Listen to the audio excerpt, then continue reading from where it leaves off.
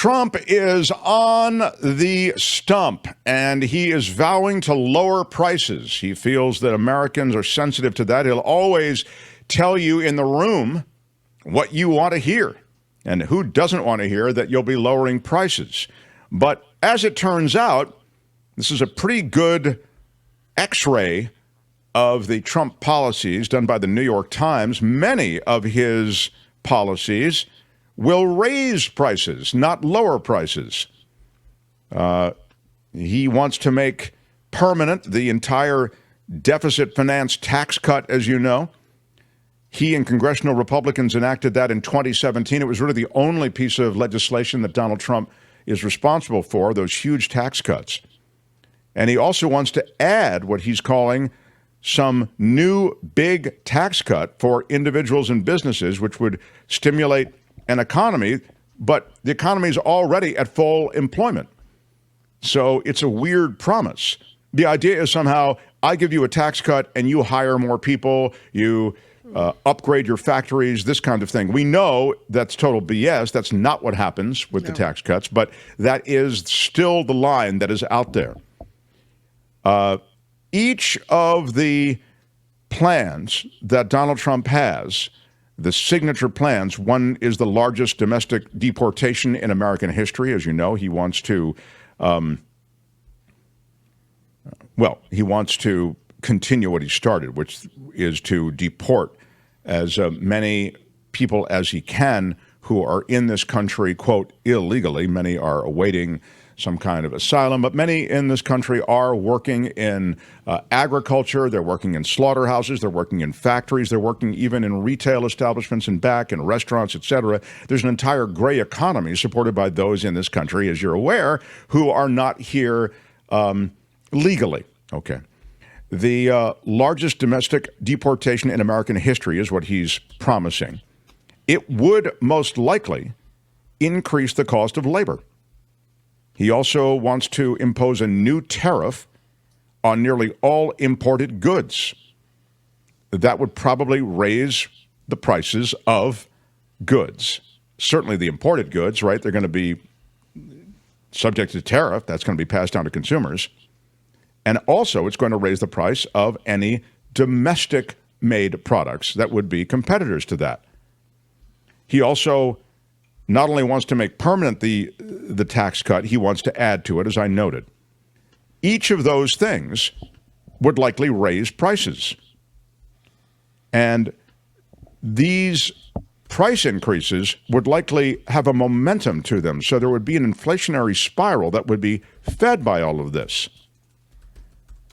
The director of economic policy studies at the right-wing leaning American Enterprise Institute, this is not some lefty Democrat, said, quote, I think we can say with a lot of confidence that President Trump's trade policies and immigration policies would result in price spikes.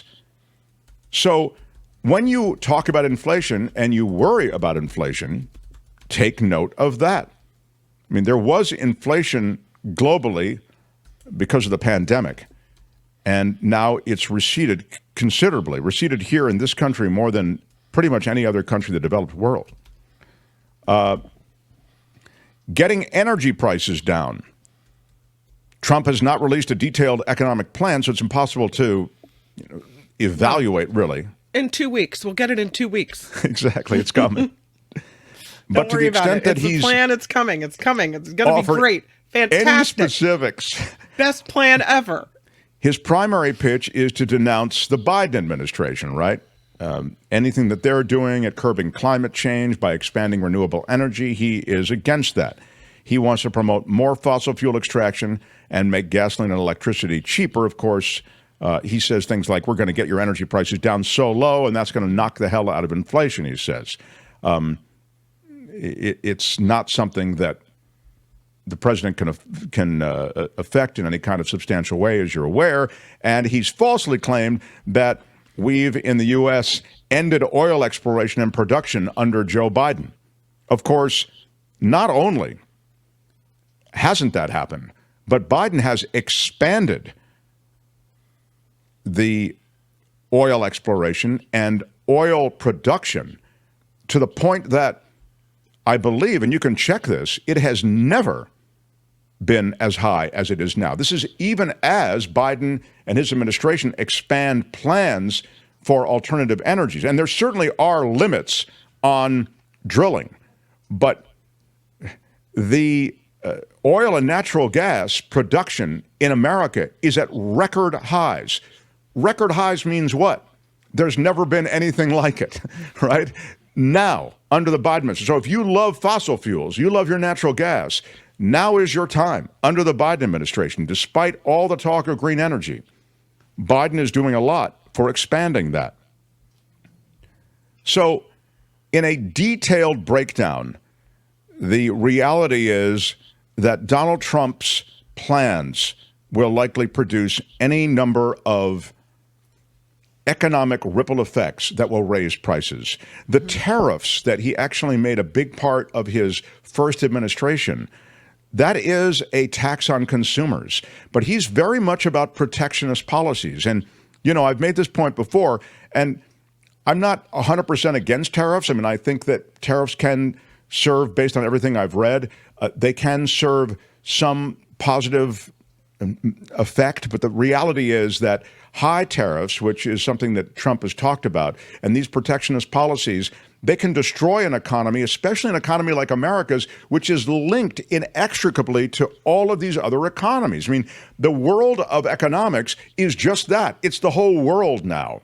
You can't pursue isolationist policies in a country as developed and as economically powerful and vibrant as America, and yet he is.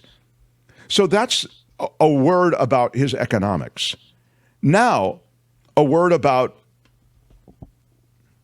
a critical part of the voting bloc. And, you know, this may be the blocking and tackling and X's and O's of politics, but it's important.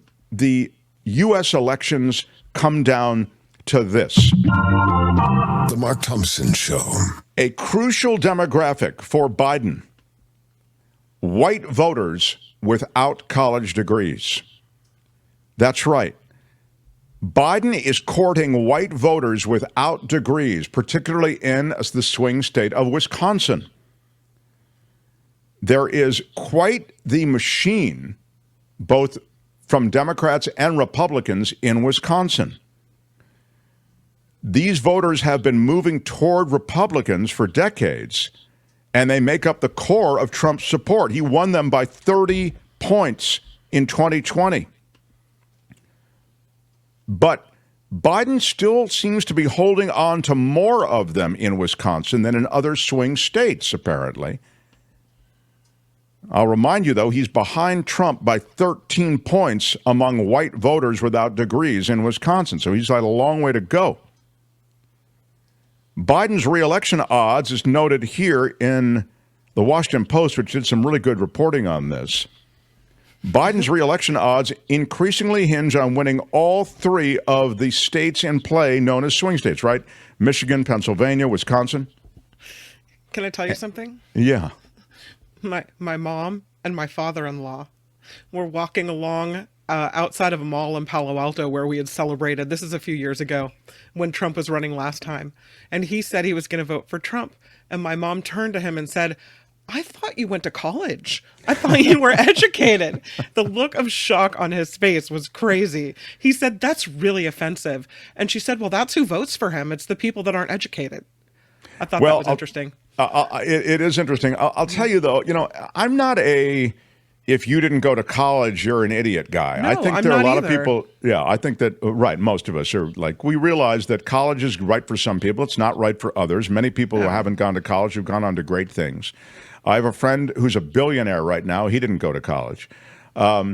The idea, though, you have of a continuing education in some way is important. I mean, there has to be an intellectual curiosity. There has to be some connection to learning and, you know, advancing, you know, the intellectual expanse that, you know, you include when you're evaluating different things. But more to the point, it represents a shorthand for a way to refer to a block of people, even understanding that, you know, college isn't, you know, the be all and end all. No. But I mean, how many amazing people do we know without college degrees that are totally not Trumpers, right? Exactly. Yeah. Right.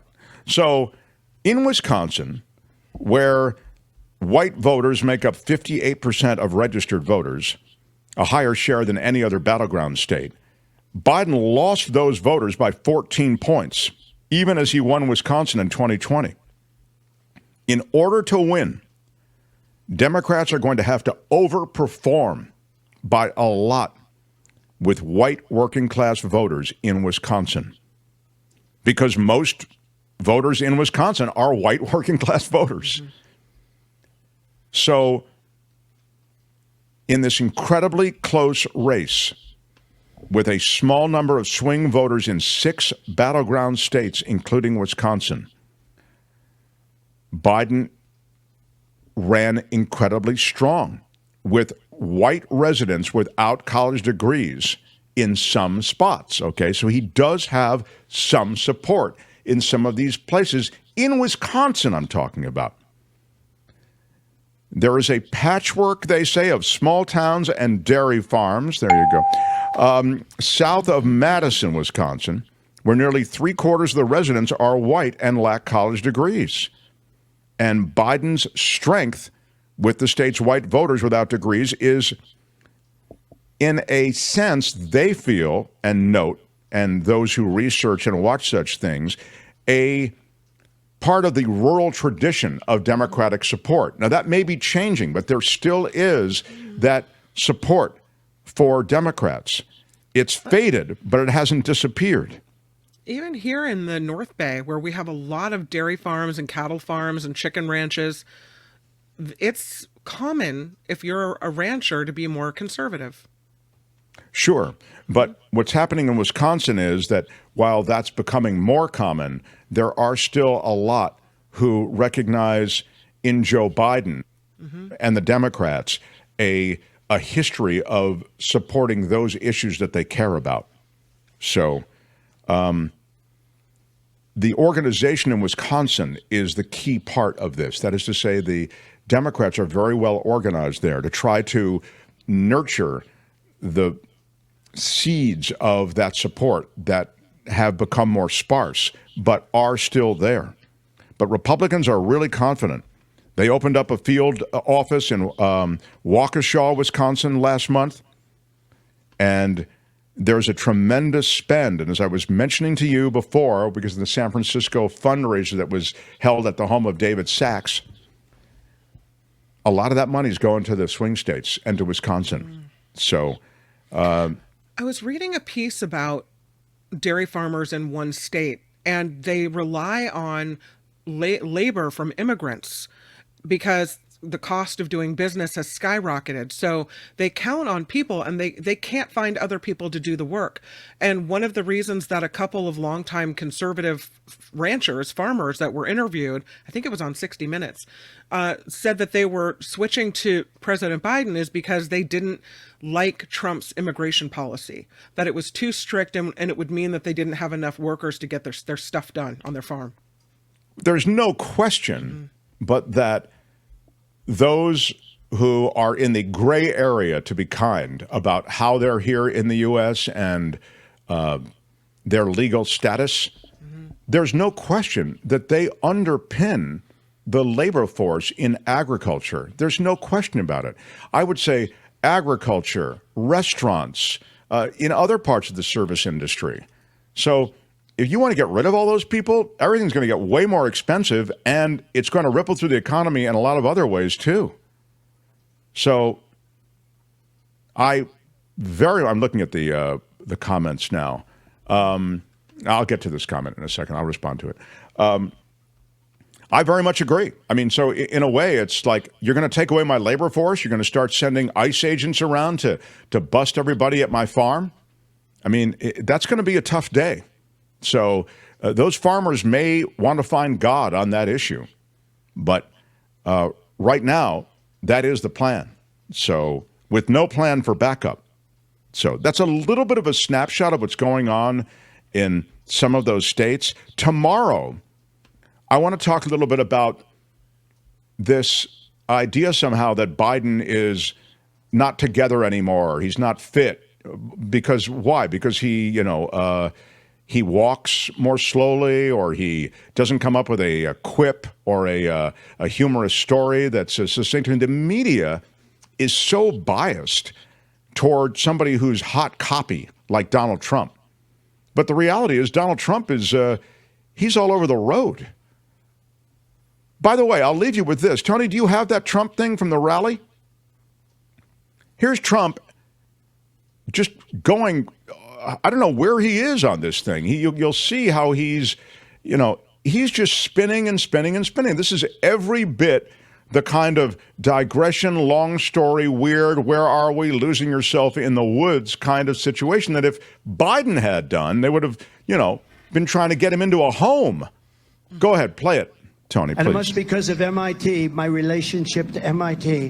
Very smart. He goes, I say, what would happen if the boat sank from its weight and you're in the boat and you have this tremendously powerful battery and the battery's now underwater and there's a shark that's approximately 10 yards over there. By the way, a lot of shark attacks lately. Do you notice that? A lot of shark. I watched some guys justifying it today. Well, they weren't really that angry. They bit off the young lady's leg because of the fact that they were not hungry, but they misunderstood who she was. These people are crazy. He said there's no problem with sharks. They just didn't really understand a young woman swimming now really got decimated, and other people too, a lot of shark attacks. So I said, so there's a shark 10 yards away from the boat, 10 yards, or here. Do I get electrocuted? If the boat is sinking, water goes over the battery, the boat is sinking. Do I stay on top of the boat and get electrocuted? Or do I jump over by the shark and not get electrocuted? Because I will tell you, he didn't know the answer. He said, nobody's ever asked me that question. I said, I think it's a good question. I think there's a lot of electric current coming through that water. But you know what I'd do if there was a shark or you get electrocuted? I'll take electrocution every single time. I'm not getting near the shark. So we're going to end that. We're going to end it for boats. We're going to end it for Trump. Thank you. What even was that? What happened with his mouth and his brain? He was talking originally, I believe, about batteries and, batteries powering boats. I mean, he was doing his own riff, But the idea somehow, and first of all, there was that Wall Street Journal piece, which was a hit piece on Biden. They only quoted these highly partisan Republicans to support this kind of Biden is slipping narrative that they were pursuing. Right. There were a bunch of other, even the people they quoted, they cherry-picked them because they actually had kinder things to say about Biden and his mental acuity. But I make these points simply because there is a narrative that the media is running with, and it speaks to the inability of Biden to kind of, find the men's room. And it's just BS. It's absolutely BS. I mean, has the guy lost a step since, in the last decade? Of course, the way we all have. But, look at the alternative. This guy is completely out of it. I mean, well, he and I think nuts is the right way to put it. I mean, you've got in, I'm not hiring the guy for president because of the way he walks, because the way he speaks necessarily. I mean, I'm not hiring him to be on Jeopardy. I'm hiring him to be president of the United States. And you have to have the intellectual curiosity. You have to be able to evaluate risks. You have to be able to do a number of things as president that will bring you up to speed on complex issues worldwide. In Donald Trump, you have someone who is willfully ignorant, no effort to expand any kind of knowledge, only cares about himself, would rather golf than govern. And as we know, he has no ability to get through written material and no ability to admit that he doesn't get through written material so that he could be briefed orally. It's a fraud. And it's for that reason that I think all this stuff about Biden is just a non-starter. Anyway, more on that in the days ahead. That's just horribly concerning. It was like to say it was an ADD crazy going off the rails, that would be doing the disservice to anyone with ADD. What was that? I mean, he sounds like absolute raving lunatic. Well, and this is a guy who doesn't really value national secrets the way he should. He jacked a bunch of them to his personal residence. He waved around a lot of them. He shows them off like a kid who just got the answers to an exam before the actual exam started. I mean, he's a real problematic figure. I don't think he should be allowed back into the White House on a tour. But sadly, he leads Joe Biden because of these fake narratives, many of which the media helps amplify. They love the horse race. They do love the verbal stuff. Biden doesn't give them a lot of what they want. Fodder, yeah. Fodder, exactly. Anyway, that's a little bit of a breakdown on some political stuff. So, The Mark Thompson Show. hi, it's Mark, and I thought that was great. Hit the notification bell. You'll know whenever there's a new video being dropped, and please subscribe to our channel to help us save the universe.